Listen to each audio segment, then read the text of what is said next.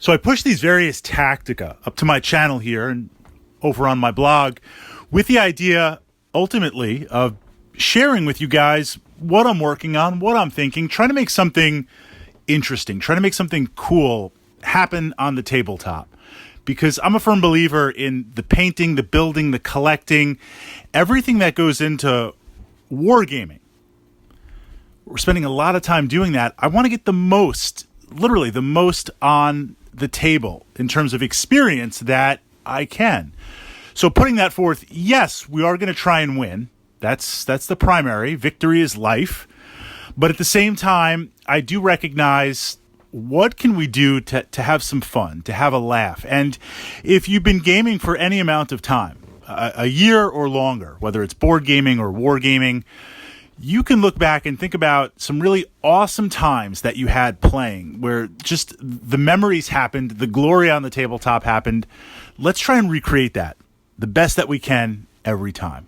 So this leads into house rules, because in terms of house rules, there are a few for some of the systems that I enjoy, and we're going to look at one from the wargaming perspective and one from the board gaming perspective. And the idea with the house rules, sometimes they give me a disadvantage, or sometimes they add an extra layer to the game that might make things tactically a little bit harder.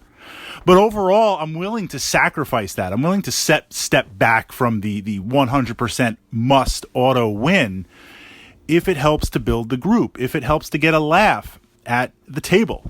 So let's jump into wargaming. Wings of Glory, World War I. I've pushed up a couple of vlogs why I think this is such an amazing war game. A lot of fun, really, really easy to pick up. Essentially, you take a plane, you fly it out, you have some cards that dictate how it's going to move. It works very much like X-Wing miniatures, if you're familiar with that gaming system. The flight path system of X-Wing miniatures was built on Wings of Glory. The nice thing about Wings of Glory is that everything happens, and this leads into the house rule, everything happens at the same time. So you sit down, whether you're controlling one plane, 5 planes, 10 planes, and you program out what you're going to do, and then everyone moves their plane at the same time. And then when you shoot, everyone shoots at the same time. So it's a really great game that lends itself to having 5, 8, 10, 15 players on each side. I mean, one game, the most we ever had was 17 players. I've got enough planes. I've got more than enough planes. 17 players on each side, which of course gave me an excuse now. If we need bigger games, I need even more planes. But playing everyone at the same time, there's no downtime. Massive, massive engagement. Now, we have a wide variety of skill. I'm an okay pilot, when I can keep my quest for glory contained. And if I play smart, I am capable of playing smart and playing calm. But there's a couple of players, a couple of older and more experienced wargamers that I play with. I mean, they've been playing, historicals forever. So they are very tactically minded. And these two players that I'm thinking in my mind, just fantastic, amazing, amazing players. So one of the house rules that we do that they're okay with, because they've played lots of war games, it's not about the win or lose for them either.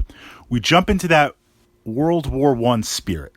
So imagine this. You're on the ground.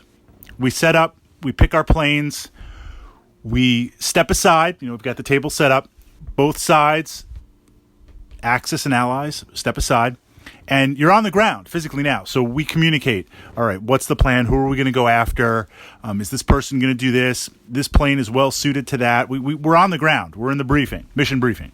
Once we take to the sky, once you physically put your plane on the table, you can't discuss your moves anymore with the players on your side. You can't discuss the moves with your teammates. I can't say, okay, look, you go over here and do this and then jump on that plane because they're going to come this way. No, all you have is hand signals. That's it. That's the house rule. We're up in the sky. There's no radio.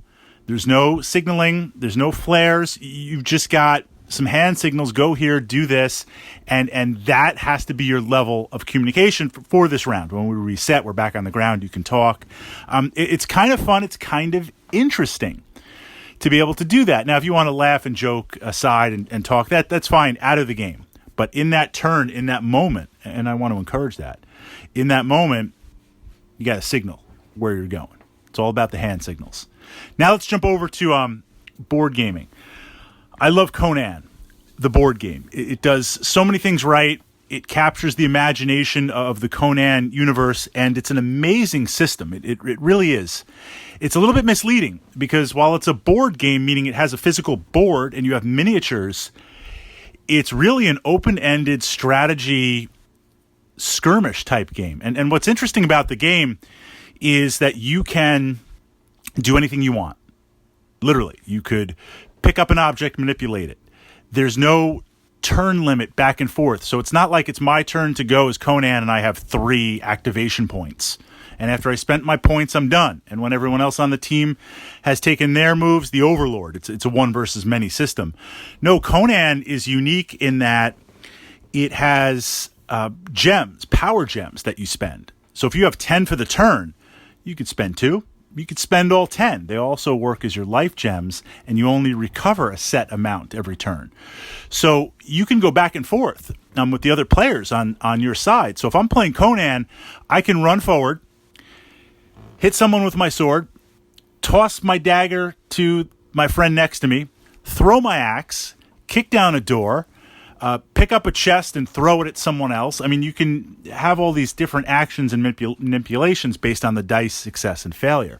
But ultimately, it's kind of Euro-like in that you have to manage resources and figure things out. Now, as the Overlord, I command kind of the monsters and the Overlord minions and all that type of stuff. We have a house rule.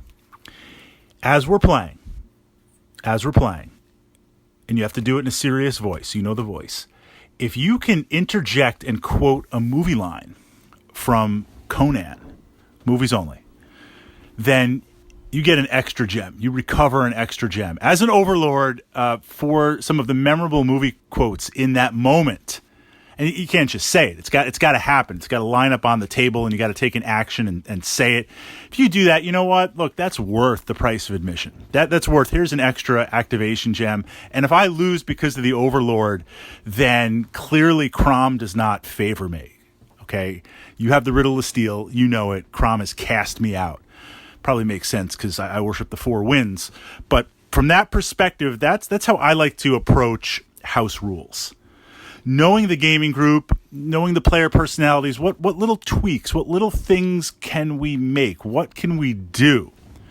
What can we do to make that more memorable? And if that means things get put in the favor of other players versus myself, that's okay. Because it's about creating these memories. Yet at the same time, we are going to do our best, our possible best to win.